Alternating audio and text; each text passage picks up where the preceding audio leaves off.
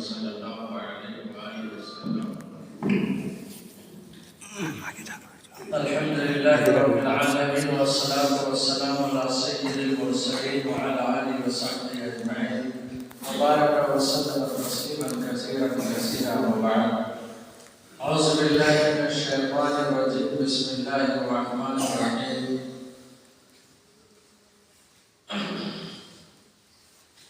اقرأ بسم ربک الذی خلق، خلق الانسان من علق، اقرأ وربک الاکرم الذي علم بالقلم علم الانسان ما لم يعلم۔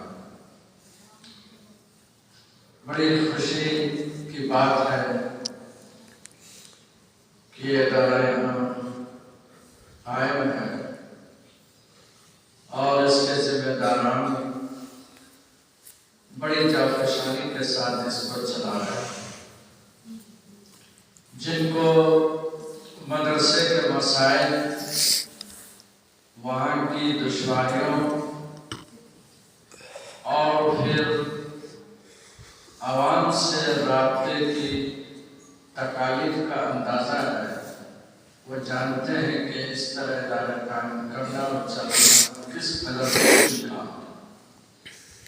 ایسے ماحول میں یہ ادارہ قائم ہے، ہم اس کے ذمہ داروں کو مبارکباد پیش کرتے ہیں۔ دوسری خوشی کی بات یہ ہے کہ انہوں نے عصر حاضر اور موجودہ دور کے تقاضوں کو سامنے رکھ کر اس کا نصاب دارالعلوم ندوۃ العلماء سے جوڑ دیا ہے اور وہاں سے یہ ملحق ہے۔ ہم دیر سے ان بچوں کے چہروں، ان کے حالات کو دیکھ رہے ہیں۔ یقیناً بچپن میں ایسی ہی یہ بھول ہوتے ہیں، اور جب انہی کو ہم آگے ندوے میں عالیہ عالمیت میں دیکھتے ہیں تو ماشاءاللہ وہ کھلے لگتا ہے۔ بظاہر دیکھنے میں بھی چھوٹے چھوٹے بچے، معلوم ہوتا ہے کہ ان گھروں سے کہاں سے آ گئے ہیں۔ ان کے اساتذہ پر اللہ رحم اور کرم فرمائے کہ وہ ان کے نام کو بھی پوچھتے ہیں اور ان کے پاؤں کو بھی درست کرتے ہیں، ہاتھ باندھنے کا سلیقہ بھی سکھاتے ہیں، اور بنیادی اہم چیزیں جو ماں باپ کے کرنے کی تھی وہ اب نہیں کر پاتے، اساتذہ مدرسوں میں کرتے ہیں۔ ماں باپ اتنی قربانی دیتے ہیں کہ چھوٹے چھوٹے بچوں کو یہاں بھیج دیتے ہیں۔ بہت قابل مبارکباد ہے وہ علماء جو مدرسوں میں، چھوٹے چھوٹے مدرسوں میں خدمت انجام دے رہے ہیں۔ ہمیں تو تیار شدہ اور پکایا مال ملتا ہے، صرف دکھانا ہوتا ہے، لیکن اصل میٹیریل تو یہاں تیار ہوتا ہے۔ اس لیے ہر طرح سے آپ حضرات قابل مبارکباد ہیں۔ ہمیں خوب اندازہ اور احساس ہے کہ بچوں کو رکھنا، پالنا، سنوارنا، تعلیم سے آراستہ کرنا، اخلاق سکھانا اور دین کا رجحان بنانا اور پھر آگے بڑھا کر ان کو بھیجنا کتنی مشکلات ہیں۔ اور ظاہر بات ہے مدرسے میں سرمایہ اپنا نہیں ہوتا ہے، مانگ کر لانا۔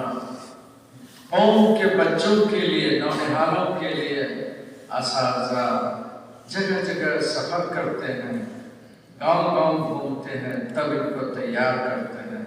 ایسی مشقت، ایسی جافشانی اور ایسی نفس کچلنے کی عادت، یہ اللہ ہی اس کا اجر دے سکتا، کوئی نہیں دے سکتا۔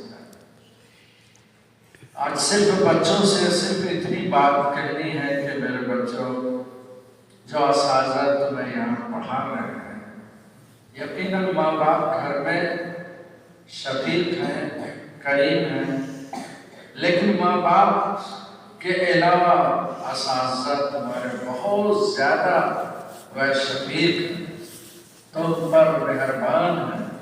سب سے بڑا مہربان تو اللہ تعالیٰ ہے جنہوں نے تمہیں یہاں بھیج دیا۔ ان کے بعد یقیناً ماں باپ کہ حوصلے کو داد دینے کی ضرورت ہے، لیکن اس سے بڑھ کر اساتذہ کی محنت اور ان کی پریشانی اور جانفشانی اور قربانی وہ قابل قدر ہے۔ آپ تمام بچوں سے صرف یہی درخواست ہے کہ آپ گرہ باندھ لیجئے کہ ابھی سے لے کر فارغ ہونے تک اور بعد کی زندگی میں ہمیں اساتذہ کا اکرام کرنا ہے، مدرسے اور اس کے ذمہ داروں کا اکرام کرنا ہے۔ اگر یہ چیز آپ سیکھ لیں گے تو جو کچھ بھی علم سیکھتے ہیں اس میں نافعیت پیدا ہوگی، یعنی آپ عالم ہو کر جہاں جائیں گے آپ کے علم سے آپ کو جو فائدہ پہنچے گا، عوام کو بھی فائدہ پہنچے گا، قوم کو بھی فائدہ پہنچے گا۔ علماء نے بیان کیا ہے، وہاں سید ابو الحسن علی ندوی کی زبان سے میں نے خود یہ سنا کہ علم میں نافعیت پیدا ہوتی ہے ادب سے، ادب اساتذہ کا ادب، علماء کا ادب، مدرسے کا ادب، ذمہ داروں کا ادب، حتیٰ کہ ملازمین کا۔ معلمیہ رحمۃ اللہ علیہ نے ایک مثال دی حضرت تھانوی کی کہ حضرت تھانوی کے یہاں نافعیت بہت، بے شمار کتابیں لکھی، علمی چیزیں لکھی اور بڑی تعداد میں علماء کی تہذیب کی، ان کو بھی ادب سکھایا اور بڑی تعداد میں عوام کو عقائد اور اسی طرح اعمال سکھایا، اصلاح کی، سنتوں پر لے جانے اور سنتوں پر زندگی گزارنے کی تاکیدات کی۔ پڑھیں گے بڑے ہو کر انشاءاللہ ان کی بہت کتابیں ہیں اور ان کی شخصیت بہت ہی نافع بنی، اور ان سب کی جڑ میں جو بنیاد ہے وہ ہے اساتذہ کا احترام، مدرسے کا احترام، بڑوں کی عزت۔ یہ جب کریں گے تو انشاءاللہ آپ بھی وہی مقام پائیں گے۔ اللہ کے یہاں کسی چیز کی کمی نہیں، اپنے عزم اور حوصلے کی ضرورت ہے۔ اللہ تعالیٰ آپ کو اس کی توفیق سے نوازے اور اس مدرسے کو آباد اور شاداب اور کامرہ رکھے، اور ان کے ذمہ داروں، اساتذہ اور یہاں کام کرنے والوں سب کا رکھوالا کرے، ان کے گھر کی حفاظت کرے، ہر فتنوں سے ان کی حفاظت فرمائے، ان کے لیے غیر سے وسائل کا انتظام فرمائے۔ آمین وآخر دعوانا۔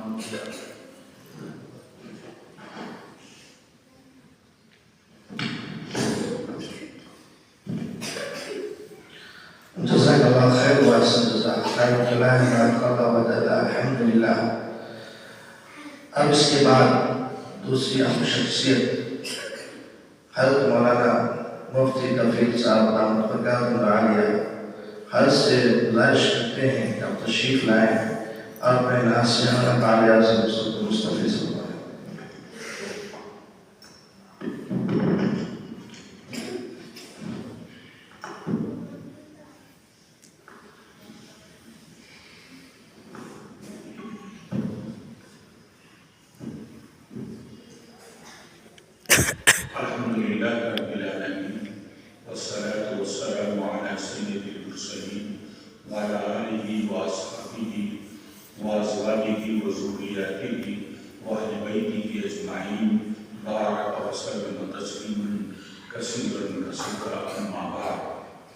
قال الله تعالى في القرآن المجيد: أعوذ بالله من الشيطان الرجيم، بسم الله الرحمن الرحيم، أطيعوا الله وأطيعوا الرسول. وقال تعالى: وما آتاكم الرسول فخذوه وما نهاكم عنه فانتهوا. اجتماع پر جلوہ افروز اساتذہ کرام اور اس ادارے کے اراکین اور خصوصاً اس ادارے کے محترم جناب مولانا اسرائیل صاحب مدرسۃ اللہ اور جو اس وقت موجود نہیں ہیں، اس ادارے کے سرپرست جناب قاری عبید صاحب دامت برکاتہم اور طلباء عزیز، آپ لوگوں سے مل کر کے بڑی مسرت ہو رہی ہے، بڑی خوشی ہو رہی ہے، اور میں یہاں معائنہ کرنے کے لیے آیا تھا۔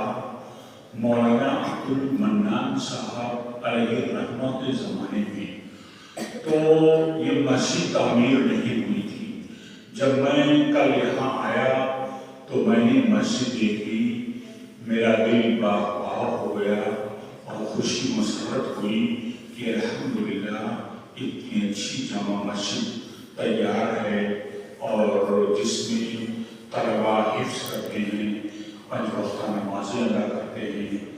عزیزو، ابھی قرآن کریم کی ہم نے ایک آیت پڑھی ہے کہ اللہ کی اطاعت کرو اور رسول کی اطاعت کرو، اور جو تم کو رسول دے اس کو لے لو، جس سے روکے اس سے رک جاؤ، باز آ جاؤ۔